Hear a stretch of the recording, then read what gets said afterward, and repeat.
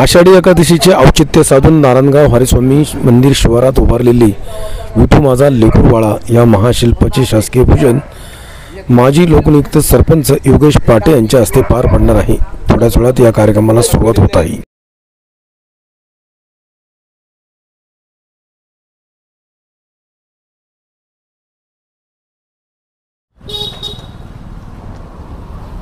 आज या ठिकाणी आषाढी एकादशीचे औचित्य साधून नारायणगाव नगरीचे प्रथम लोकनियुक्त सरपंच आदरणीय योगेश उर्फ भाऊभाऊ पाटे यांच्या मार्गदर्शनाखाली आज या ठिकाणी या विठू माझा लेकरवाळा या महाशिल्पाचे पूजा त्याचप्रमाणे अभिषेक आणि तदनंतर प्रसाद वाटपाचा कार्यक्रम या ठिकाणी आयोजित केलेला आहे। सर्व ग्रामस्थांनी या ठिकाणी दर्शनाचा लाभ घेऊन